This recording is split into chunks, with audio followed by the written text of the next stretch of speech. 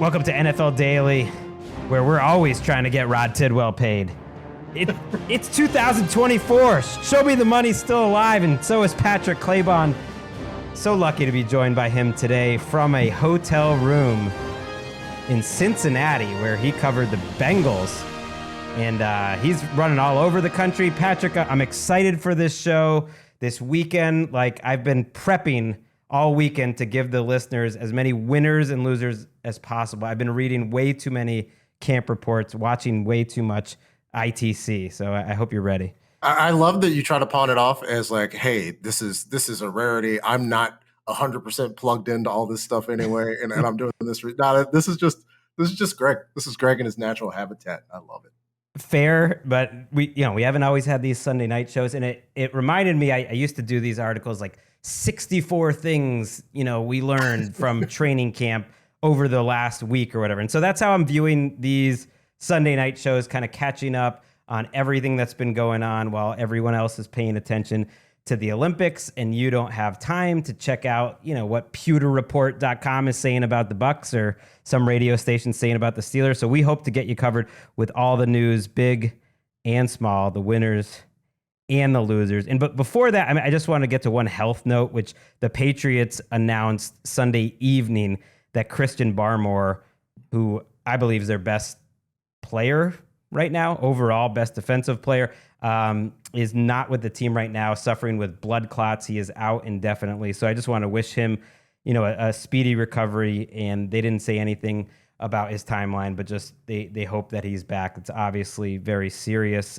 issue, and glad that they caught it. So hope he is well. Let's get to the winners and the losers, Patrick. And since we last taped, Tua Tagovailoa's contract got done, which I was excited about.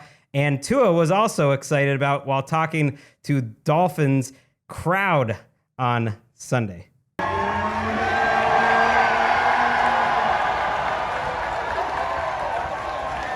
tell you what, show me the money.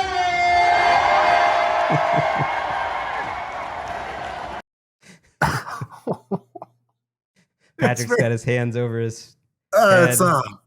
Secondhand embarrassment is really something. I know it was a dare for Tua to say that, but still, that is so not him, right? Like whatever you think. And to people who don't know, because like you mentioned Rod Tidwell, and I don't even know the math on how long ago Jerry Maguire was. Are we in the 30s? It was 1996, so yeah, I don't think Tua was alive, or he was maybe just born. But that's how it used to be before meme culture. Like, we would have a movie, and then there would be a line from the movie, and we would just repeat it for years and years. and that was the one from the movie. And like, good for Tua. We were talking about it last time we were in the studio, right? When we're talking about this hypothetical show, and I got a microphone and everything's great here in Cincinnati.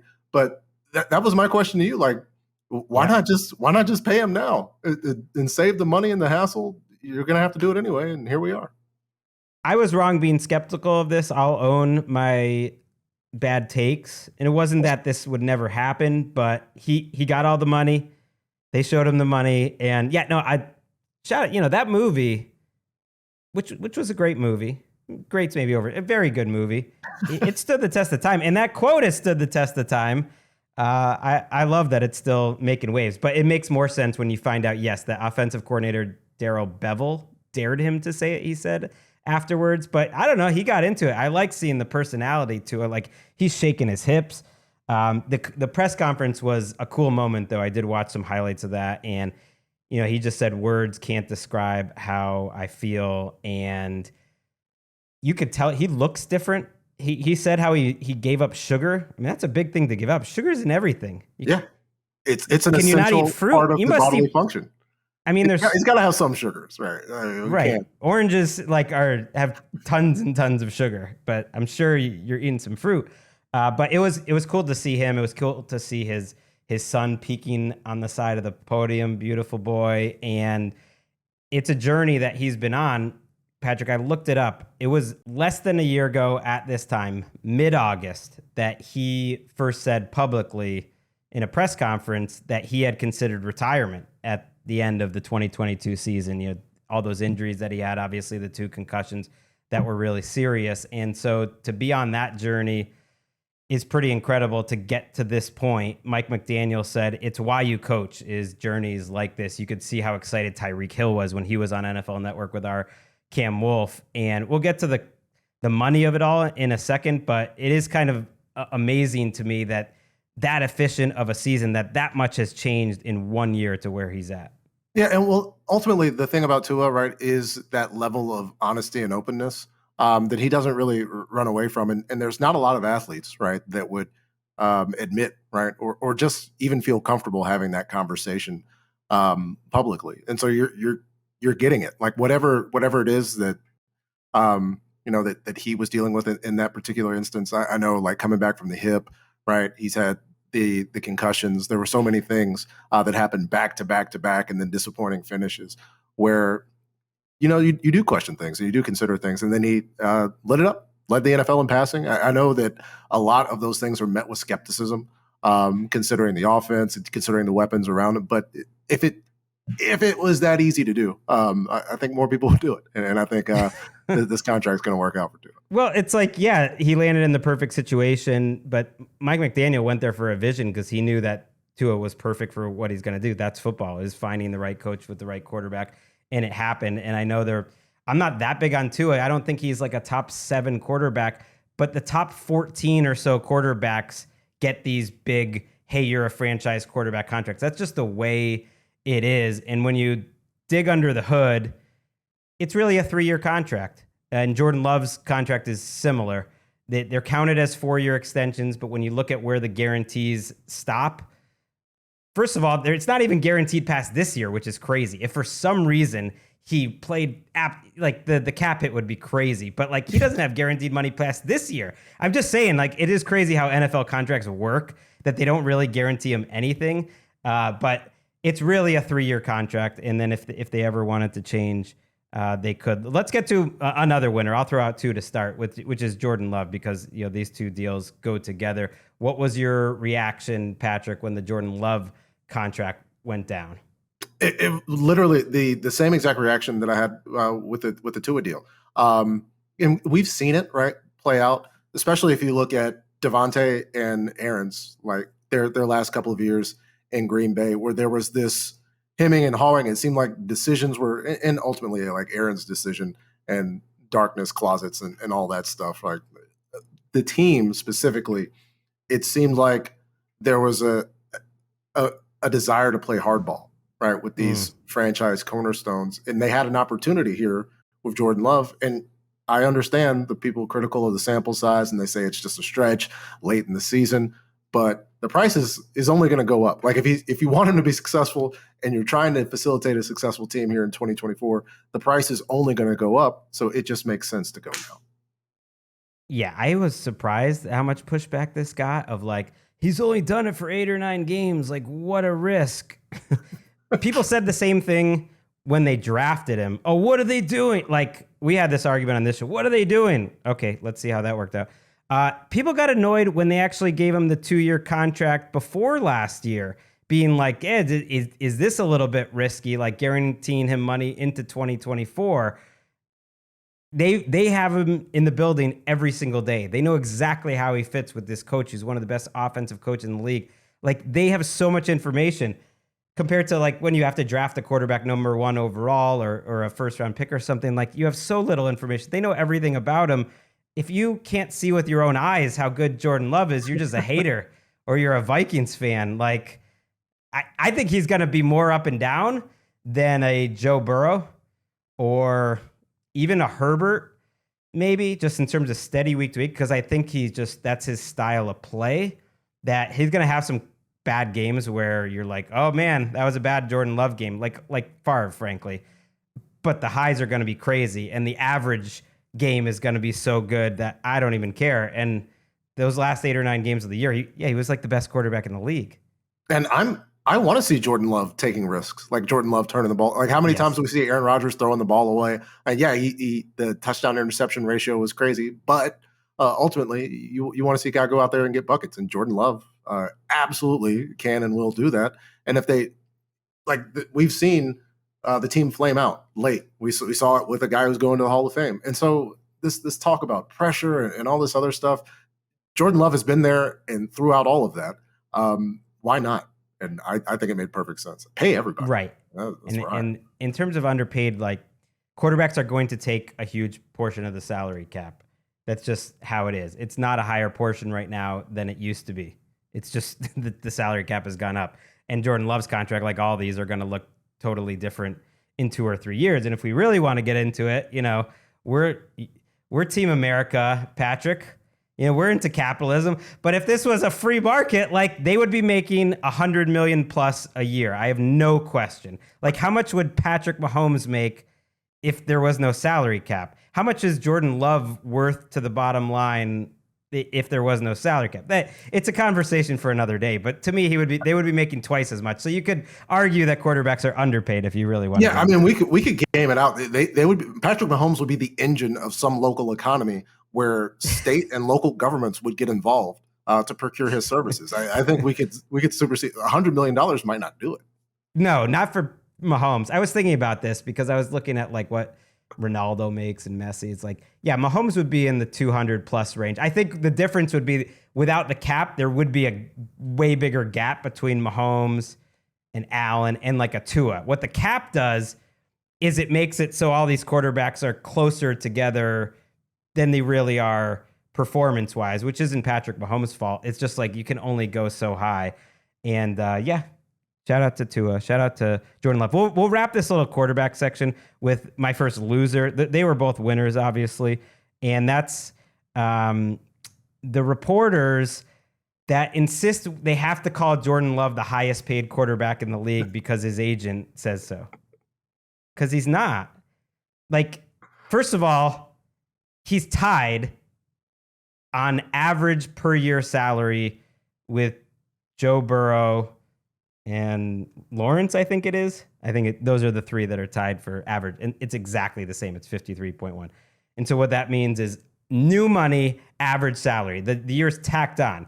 But you could also measure it by guaranteed money. Neither of them are that close. They're like 5th and 6th or whatever. You could measure it by cash over the next 4 years or so. Both of them are like 5th or 6th in that. You could measure it over their whole contract because these are extensions in which they would be even lower. Like Lamar is making 53 a year. He just didn't sign an extension. So, and everyone knows that when they're making these reports, but the agent who is so powerful that like he helped get Deshaun Watson that contract and has kept it because he kept everyone quiet enough to like get him that contract, like just serves this up. And it's not the truth. So I don't want to hear that Jordan Love's the highest paid quarterback in the league all year and use it like as some weapon against him. Not that it would be his fault, but he's also just not. It's not factual. It's a way to spin facts. Well, I think, and in defense, right, of the folks that I think the general conversation, right, supersedes the agent and their particular involvement because, right, remember when it happened with Mahomes? Yeah, but they're the ones who are framing it and like writing those words out. So I mean, we do have to bring personal responsibility. And like, if somebody tells you that's like, well, like maybe we should check on that.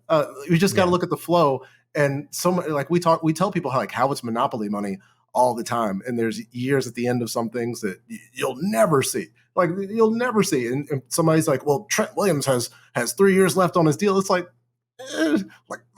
those years aren't what you think that they are, like considering the flow. And that's another way they weren't the highest paid, by the way, is total value. Yeah. So that was 4 other ways that they weren't the highest paid. I just like pointing that out. I mean, no, I'm being like a grumpy person. It also doesn't matter. It was interesting to me that they made these deals shorter.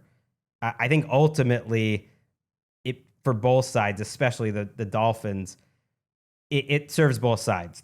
It's a little less risky for the team, I guess. It's all about where the guarantees are, but it's more that the players get another bite at the apple earlier. So you saw Patrick Mahomes sign that really long contract, and you saw some other longer ones. Now they're getting to be these 3-year, 4-year extensions, and so that's a little bit of a change. One last news item before we take our first break, and then we're gonna try to go faster through the rest of the winners and losers. I guess a loser here would be the Cowboys' depth. We got bad news Sunday afternoon that Sam Williams, their edge rusher, tore his ACL. If you're not familiar, Sam Williams, good edge rusher, good young player, going to be their third or fourth edge rusher. I thought the strongest on paper edge group in the entire NFL was the Cowboys, in part because of how good their bench guys are. And Sam Williams was probably the first guy off the bench, along with their draft pick. And so you feel for him losing a guy for the season this early in training camp. And he's got, I believe, one more year before a free agent year next year, after next year. And that puts him in a really tough spot because, that's the contract year, and he's going to have to go into that coming off a torn cruciate. I guess silver lining, it's July. And so maybe that'll put him about a year come up next year. So the player I was talking about was Marshawn Nealon. They took in the second round, who will have a big role. I think was going to have a role anyways. And it could change up Micah Parsons' flexibility. Been interesting to hear that they've had him at off-ball linebacker more than a little at camp so far. And they're probably just trying out things. And that was something he did as a rookie. And obviously he's the best pass rusher in the league. They probably didn't want to have him major in that, but they wanted to maybe have him ready, a little more flexible. It's a position they're thin at, off-ball linebacker. And now with one less pass rusher, they're probably a little less likely to do that very often in the regular season. And that's not going to, that part of it won't disappoint Cowboys fans because they want to see Parsons rushing the passer. All right, now is a good time. We're going to take a break. And now I'll let you even throw out a winner. Oh, okay. I'll do that, Patrick, for you. Thank you, man. Back after this. Okay, Patrick, that's what I like to call the beefy portion of the program. Now we're gonna get deep into the weeds with some camp notes. You were in Denver, you're in Cincinnati, and you shouldn't just throw out your winners and losers from there. But we're gonna go all the way around. But why don't you start us off with a winner or loser? Yeah, I'm gonna start on the left coast. I'm gonna start with a guy who got blasted by everybody, Quentin Johnston. Spirited defense from his head coach. When people were asked about his struggles last year, and he says that Quentin got a bad rap. He's been making some plays in training camp. I think, if anybody's familiar with my thoughts on Gregg Roman, I think that this could be a spot for success for Quentin Johnston. So I think he is a winner training camp. Okay. And we're seeing he's mixing in with the first team. I think camp and the preseason will kind of decide whether he's the third receiver there. Could be DJ Chark. They're going to play some two tight ends. I'm actually going to be at Chargers camp on Monday, and so that'll be part of our next show. I'll let people know what I saw of Quentin Johnston at practice. I'm looking forward to that. I'm going to throw in Kyle Pitts as an early winner, in part just because he is part of a 4-person room. You know the dorm room at the end of the hall that has 4 people. You kind of close the door. Do you remember that? I was in one of those rooms. It was the only year I lived in dorms. And it is the 3 quarterbacks and Kyle Pitts. I mean, that's like sending a message right there to just, and at every Falcons practice, they're like, Kyle Pitts is getting all of the targets. And I think it's because of his spot in the dorm. You think that relationship doesn't have anything to do with the fact that he's like a mechanized destroyer of worlds out there? Okay, that might be part of it too. And he's healthy. But yeah, every Falcons training camp report is just like, yeah, Kyle Pitts is getting the most targets. And then I see that he's hanging out, he's rooming with the 3 quarterbacks. Can you name who the third is? Of course, it's Kirk Cousins, Michael Penix. And I feel bad for number 3 because he's a legit NFL quarterback, but he's in a tough spot now. I don't. Oh yeah. No, I feel horrible because Taylor Heineke. Come on. Yeah, there he is. Look at the survivor. It's like Taylor Heineke just making it. Wouldn't be shocked if he's someone else's backup come week 1. All right, give me another one. Another winner. We're gonna go to the Denver Broncos, where I was yesterday. Jarrett Stidham is winning this quarterback battle through my eyes.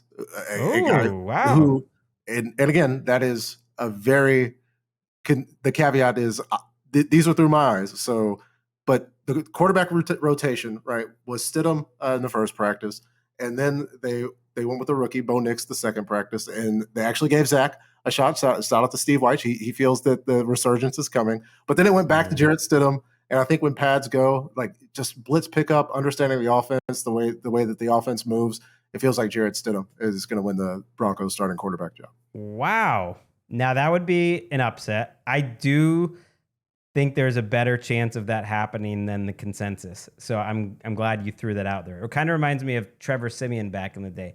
Remember on the Around the NFL podcast, we were on Team throughout Trev that August. I was like, guys, I think this dude Trevor Siemian might win this job, and I kind of feel that about Stidham, but the most of it is still yet to come for sure. But Sean Payton did kind of indicate they might change up the rotation sooner than later, and my guess would be that it just narrows it down to Nix and Stidham. I don't think they would take Nix out of the competition anytime soon. And reportedly, he had his best day, I think, on Saturday. And those are the two main guys, but maybe a little less for Zach Wilson. Let's stick, actually, I'm going to go back to Atlanta, but stick with the quarterbacks. Kirk Cousins and Aaron Rodgers are just winners that everything went well this week. And all of their practice reports are just like the ball's not hitting the ground. And I'll get to like a loser later, but that's just like, it's rare in the NFL actually at this time of year that the offenses are being functional. Like it's usually a tough week, this first week for offenses. So the fact that Cousins and Rodgers are just doing the things you expect, and all the caveats apply, it's non-contact, blah, blah, blah. But they're not looking any different than you would expect them. Cousins in a new place, Rodgers off an Achilles. Like that is, I think that's really good news. I actually think that is a genuine takeaway from this first week. And perhaps it speaks to the advance of medical technology, or maybe it's just these guys and the ability, right? Where you have quarterbacks who are later on in their career who have had all the success that they can. Well, Kirk Cousins has come up short a couple times, but he's had playoff success as well, and they get a chance to pick a very good spot. And we've seen guys just when you have that opportunity to pick your team. You normally do it for a reason, and these guys have found themselves in a pretty good spot. Yeah, it doesn't mean I'm like just assuming they're the same guys, because that is on my radar. But just the first, I think, test being passed, that okay, no red flags here. While I'm talking about it, might as well not delay. Like offenses are losers around the league. Like just as someone who is going through all these reports, like everyone is concerned that their offense stinks. And so I think it's just what happens when you can't really block as an offensive lineman the first week. And granted, most of these offenses might stink in the regular season that have been really struggling. The Patriots, the Giants, the Broncos, the Jaguars. I've seen just a lot. Jaguars are a little surprising that it's just every day they're like the defense is absolutely dominating Trevor Lawrence, and there's been a lot of interceptions there. But I just think it's partly that time of year that it's difficult, and some takeaways from there, but like overall you don't want to get too panicky. Yeah, it's very, very early, Yes. and it's very, very difficult, right? Considering the stakes and a lot of stuff. People will see like 7-on-7 stuff where you could take it either way, right? It's like, oh gosh, we can't cover anybody.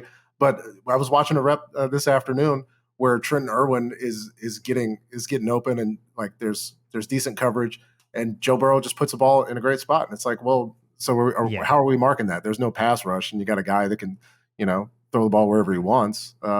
So it's very difficult to evaluate like offense, defense right now. Everybody chill. Okay, maybe I'm over.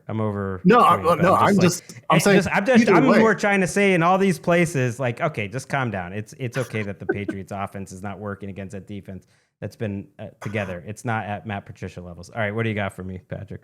Anthony Richardson looks great. He looks spectacular. I was able to watch a little bit of him going 4 for 4 in a team session. Just moving great. Ball has great velocity coming. It's all the things that we saw in those 4 games. And he's back. He's healthy, and I think they're going to be even better. I love that one, and I do love. He's another guy that, because he missed a couple days in OTAs, I was a little worried about coming into camp, and it's been all systems go. They're not putting A.D. Mitchell ahead of Alec Pierce yet. That's something to watch as we. I think they got to get them both on the field. It's early. It's early. I am going to give a loser, despite just saying that we should be patient with the offenses in terms of like performance, and just say, hearing that Daniel Jones just hasn't been accurate and is underthrowing everything, that's a little different to me than the offense totally struggling as a whole, that they're trying to go deep all the time and he has just been off target. Again, 5 weeks till the regular season starts, but it's one thing I always worry about with a guy coming off a torn ACL. Sometimes it messes with your mechanics and your accuracy and just your throwing motion. And it just reportedly hasn't been great in New York pretty consistently throughout the start of camp. The positive is that Neighbors is like always open, and maybe he's just too hard not to underthrow, because that's every day. It's like, oh, Neighbors had to come back for a pass that Daniel Jones underthrown it. Daniel Jones has a big arm, or he had a good arm. That's not a concern to me. But that's the positive, is Neighbors is supposedly wrecking shop every practice. But Daniel Jones struggling, and Drew Lock also struggling. So it's just a struggle fest. And maybe, if we're going to miss, now's the time to miss, right? Get a chance to work on things. And perhaps there's hope for Dimes after all. Who knows? But yeah, watching Malik Neighbors basically stop and look like a fair catch was not inspiring. No, but it is exciting to hear the way that they're talking about Neighbors there, that just like he wants the ball. They are insisting on getting him the ball. A couple guys I'm going to give as winners that might be getting the ball a little more out of the backfield. Taysom Hill lining up as a running back and a fullback quite a bit. I just like that as a fullback. Let's go. Taysom Hill fullback days. And then I'm buying in on the Dameon Pierce resurgence season. He does pass the test for me of like, he has been good in the NFL. We've seen it with our eyes. And he talked about maybe he wasn't in like perfect shape last year and just learning some things and had some injuries. And Joe Mixon hasn't really practiced at all at Texans camp. And he's an aging player with a lot of miles on him. I'm not going to push the panic button there, but that could happen during the season. And everyone who's been at practice just says, oh, Pierce looks like he's back to being the old Pierce. So I'm buying back in on Dameon Pierce. Yeah, he's trying harder. Joe Mixon came and he's motivated now. It has nothing to do with him being I don't think healthier. It's that. He says he's thin. You got any more for us? I got a handful of little ones to come. Well, it's odd because Trent Brown isn't practicing right now, but Amarius Mims comes in, and that's one thing that Zach Taylor has said. When you have all these veterans, right? Like you don't need to teach Jamar Chase, right, how to play football. Like you don't have to coach guys up when you've got guys that have been around for a long time. So I think Amarius Mims getting more time playing tackle is good for the Bengals. How are the vibes there, Cincy? The vibes are immaculate. There's, I saw a kid with the blonde hair today. Apparently that's going to be a thing. I mean, Joe's probably going to grow it out and it's not going to be a thing. No Jamar Chase, that's still a thing, but that's okay. I'm hearing some Andre Yoshivas buzz. That's fun. Yeah, and Jermaine Burton as well. I think receivers. The team looks great. It's just going to be a question of how they stay together. Is Joe healthy and back? But compared to Denver, there's a notable difference when you have a franchise quarterback and you're watching practice. Yeah. I gotta say, I watched that Sean Payton opening press conference freaked me out more than anything. He just didn't seem happy to be there. It was like he had just walked off the field of a 41-7 loss, and it was the first day of training camp. I ended up watching more because someone told me, like, just watch this thing, and I don't know. It's almost like he's not. He's giving me Parcells. Like in Dallas late, or maybe Parcells as an executive in Miami vibes, but we'll see. That's not fair. Yeah, it's just waiting for the wins to come. He did have a great moment that not a lot of people picked up on. It was on Friday, I believe. Somebody asked about his quarterback's execution, and he said he was for it. And there were only like a couple of laughs. And I'm like, wait, guys, you got to give that some pop. Yes, that is a classic reference. Good job by Sean Payton to John McKay, who said that back in the day when he was running the expansion Bucks, who were on just a brutal stretch. I think they're probably there as the worst team maybe in NFL history. They were in the mix. A couple quick winners and losers. Winner, Jake Bates. You might not know him, but he's the UFL legend who had never kicked a field goal in a game until he kicked a 64-yard field goal in the UFL. This is not an exaggeration, Patrick. I'm not talking professional. He had never kicked one in high school or college or professional. He was on some college teams, but never got beyond being the backup. I think he came from a soccer background, and he got a shot in the UFL and hit two 64-yarders and now he's on the Lions. And unfortunately, because Michael Badgley tore his hamstring and is out for the season, the positive spin is this kid Bates is going to get the job most likely. He's looked good at camp, and so it's a fun story. A guy who literally had never kicked a ball in a game until a few months ago. Yeah, dreams are made in the UFL. I'm going to throw out some losers, some cornerback injuries. Chidobe Awuzie, I think it was a calf injury early. I know I'm not taking a victory lap. It's way too early, obviously, but this was maybe the most curious contract in all of free agency. A guy who just did not look right coming off his torn ACL last year, had to get benched with Cincinnati, and then they gave him a huge contract in Tennessee. So I hope he can get better. Marshawn Lattimore, a hip pointer. The Vikings cornerbacks, Shaq Griffin has now joined Mekhi Blackman on the sideline. Blackman's going to miss the season. Shaq Griffin, it's not going to be that long or anything, but they're starting right now at practice Andrew Booth and Duke Shelley, who was just signed a couple days ago. And so that's tough for the Vikings. And the Rams have Darius Williams on the shelf after they already lost the cornerback. So injuries, unfortunately, are kind of the most noteworthy thing this time of year. You hate to see that, but especially Vikings, Rams, and I'll keep an eye on Lattimore because he's only right when he can be the best player at cornerback in the league, but when he's hurt, it's just not the same. It's a bad start to his season. Yeah, I got to get him. It's just, especially when you think back about how good that draft class was and how they're kind of fallen, by the wayside. And it's like 2017 wasn't that long ago, but you start looking at the clock, and we got some miles. We got some miles piling up.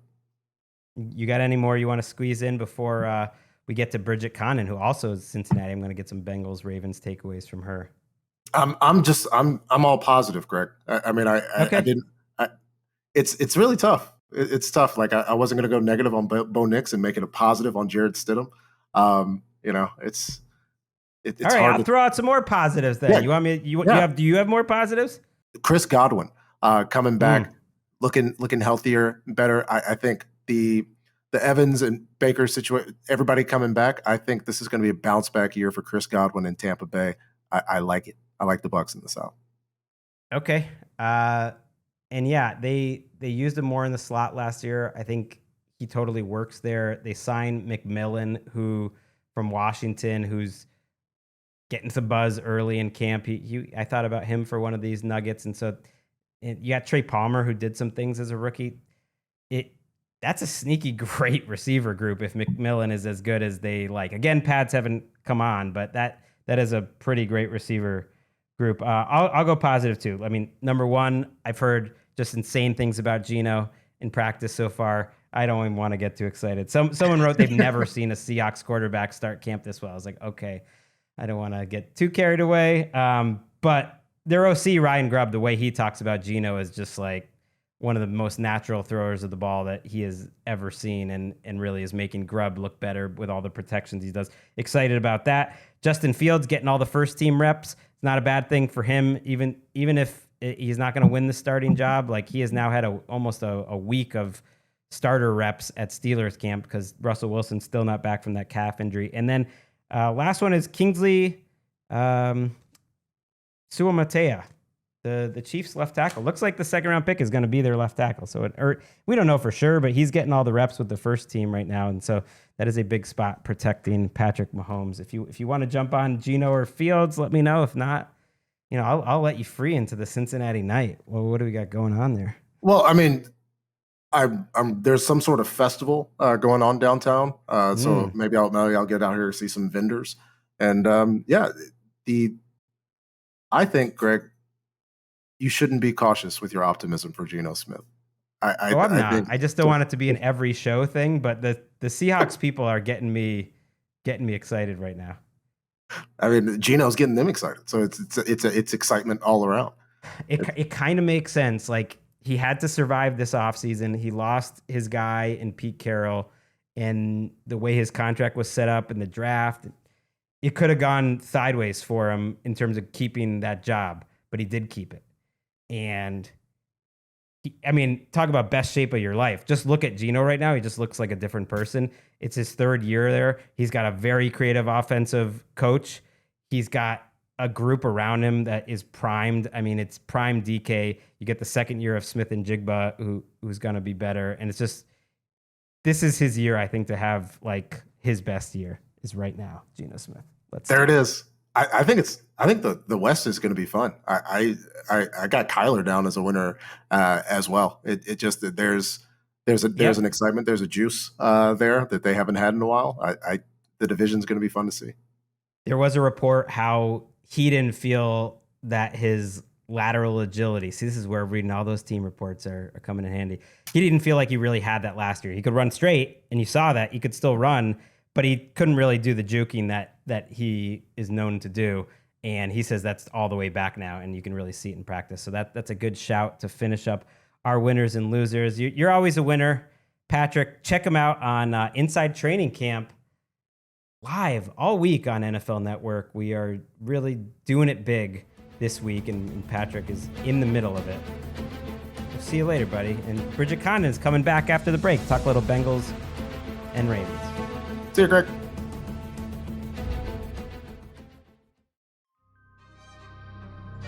Back on NFL Daily and back from Bengals practice.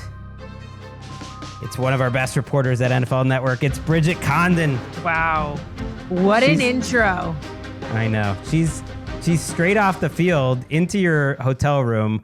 I know how it is these ITC days. I don't really know how it is, but I can imagine.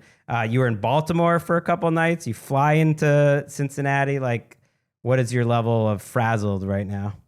Well, first I just want to announce, like, welcome to my crib, MTV Cribs, because I'm like, feel like I'm letting you into my bedroom. Love that. I am happy that this is a video and not us together, because I smell awful because I was just in the blazing sun for like 6 hours. My brain is fried. I literally went to Chick-fil-A yesterday and the cashier was like, okay, that's going to be $16. And I was like, okay, thanks. And she's like staring at me and I'm staring at her and she's like, you have to pay now. And I was like, oh, got it. I was talking to Eric DaCosta and he's from Massachusetts. And I was like, oh, I'm from Massachusetts too. And he was like, what city? I was like, Massachusetts. So that's where I'm at. That it is hot at that Baltimore training camp. I've been there, and that'll fry your brain. But yeah, I love that Bridget's on another masshole like me. And yeah, you spent a couple days with the Ravens. What were your takeaways? I know you must have missed Lamar one day, and then he finally returned from his sickness. Yeah. What was your thoughts seeing the Ravens for a couple of days? So initial thoughts here. Lamar Jackson running out on the field on Saturday was one of the coolest experience. And I know a lot of people want us to get into football, and we'll get there, but I just have to say there were 50 youth football teams in attendance, boys tackle, girls flag football. The way that these kids all went absolutely insane when Lamar ran by them, and then they're like all running to the fence where they, fans can go up to, and he comes over and waves, and these kids are screaming their heads off, which to me is just a cool moment. Lamar is so inspirational, especially to young kids in Baltimore, and to see that in person, that's what training camp is all about. I know that it's important for, the players to get into football shape, but that was so cool. It gave me chills. Yeah, I don't know if there's a player now that OBJ is not who he once was that connects with fans in the same way that Lamar does. Mahomes, certainly, but he almost just seems like he's on another planet, and somehow Lamar is like one of them, especially in Baltimore. No, that's cool to hear. It's been an interesting camp there. They started before some other teams because they were allowed to with the TNF game. So they've been hitting. You saw some padded practice, anyone you talk to there in terms of front office, coaches, talk about which players are kind of shining right now or looking bad. They're not going to say who's looking bad. Yeah, let me tell you my list of players looking bad. No, my second note of training camp, Derrick Henry. Have you seen him in person? Yes. Okay, yes. So I had never done a Titans game. I've never seen him in person. We interviewed him on Saturday. That man is huge. Like, you look at him and you're like, you're a running back? Like, he is just like big and thick, and it's crazy to think about what this offense is going to look like with Lamar Jackson and Derrick Henry with that 1-2 punch. Plus, Zay Flowers obviously is elevating in his second year. He had a great end of the year, his rookie year last season. So just seeing the way that they are going to design the offense and all the different options that they have, it's going to be amazing. Yeah, I will never forget standing on the sidelines, which we are lucky enough to do when we do the London games for Sky Sports. And it was Titans Ravens last year. And so we're standing like right at the goal line, and it just seems crazy that anyone can ever tackle that dude. And they did. There was a big goal line stand in the game where like it was like a car crash, and you're just kind of amazed that anyone can ever tackle him. And yeah, I read that article about his diet, how he doesn't eat in the season until 4 or 5 p.m. and then eats again at 8 p.m. It sounds insane. How could you operate like that? That's kind of crazy. I'm like, is this safe? Like, can we get a nutritionist? But I guess because the Titans used to practice like early, so he wouldn't need it right away. But I think with the Ravens, they start practice at like 1. He's having to eat something before. So he was telling us that he's eating these avocado spinach smoothies. He doesn't eat chicken wings or anything anymore. And off camera, I was asking him about it. And he's like, do you want to try one? I was like, yeah, he never brought it over, unfortunately. But he was like, honestly, I hate avocado. Like, I have to drink that smoothie and like chase it with water. And I was like, if that is not dedication, like he's doing everything he can to help this team. Yeah, I don't care how good a job you're doing interviewing me. I'm not sharing my smoothie with you or with anyone. That just doesn't seem like a thing that you share. I guess you could pour it into another cup. It just hold on. He wasn't going to share his. He was going to have like the trainers make us our own. Okay. I would feel embarrassed for that too. But that's nice of him. He's known as a nice guy. Let's move on to Cincinnati, where you were today. I know it was hot down there. Like, how did this offense look? I know Jamar Chase hasn't been out on the field. How did it look without him? Okay, so he's still at practice. I don't know how much you saw online or whatever. So he actually was throwing passes with Baldy. It was hilarious. Baldy was like, hey, Jamar, throw me a pass. Baldy dropped it. Baldy was like, it was my finger. I was like, you can't use that as an excuse, Baldy. But he's like in every rep, right? Like, he might not be playing on the field, but he's there right next to the coaches, talking to the players. He's very much still involved. Like, that leadership role is there. Joe Burrow looks phenomenal. I was watching him today and I was like, this guy had wrist surgery. Some of the balls he was throwing, I was like, dang, those are really nice. One interesting thing from 11 on 11, T. Higgins dropped a pass like over his shoulder, and he got down immediately, did 10 push-ups, which I thought was pretty cool. Like, it was a contested ball, and obviously he thought he should have caught it, but that's just the dedication. You can see it from all these stars that have been together for so long. T. Higgins said earlier this week that Joe Burrow looks like he did the offseason going into that Super Bowl run. So take that for what it is.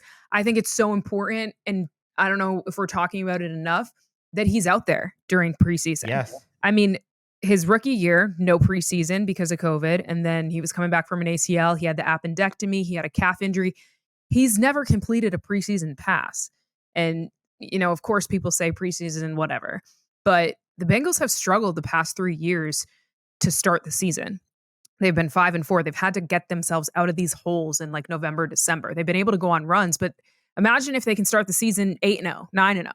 What is? I'm almost afraid to talk about it because I'm with you. It's so huge, and less about the preseason games and more just these practices and stacking one after another. And I mentioned early in the show we did winners and losers, and my losers are just like NFL offenses around the league are just usually struggling at this time of year. So I do note when some players coming off some struggles come out like a house on fire. And the two names probably that have stuck out the most to me of just everyone that's been there has said they've looked excellent are Joe Burrow and Jalen Hurts. And so I think if you're a Bengals fan, it's fine.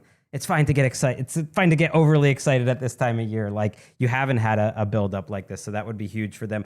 And the lack of Chase gives Andre Yoshivas, who's the number 3 receiver right now, and Jermaine Burton, who might be the number 3 receiver eventually, like more time with Burrow, which isn't the worst thing. Yeah, Trenton Irwin too, making some plays today. So it'll be interesting to see because they're trying to work a couple different guys into that slot with obviously Tyler Boyd gone. They need to figure out who's going to be that number 3. So that's really important this time of year. I don't know. I'm tempted. I do think maybe it's a year for one of the other AFC teams, but the one of them I that thought have been there. last year So was. I'm debating, but no, I was high on the Chiefs. I had them, You I were? think, going to the Super Bowl going into last year, but Okay. this year I think Bills or Bengals. I'm debating Bills or between one of the Bengals? two. See, I'm obviously just coming Same. from Baltimore, and I'm like, nobody can stop these guys. Yeah, one of those are the four heavyweights. Although we know one of those four, and it's probably not going to be the Chiefs, will disappoint because that's just like that's how the NFL Someone's works. gonna get hurt, You unfortunately. never disappoint, though, Bridget. Thank you for joining me, and thanks. We're gonna try to get you in the show when you're back in the studio, but enjoy the rest of Inside Training Camp. I know you will be on the road the next week and a half, like most of NFL Network. We will be on the road on Monday, but just down the road in El Segundo, talking to the Chargers. Until then, Have fun. it's been NFL Daily. We'll see you next time.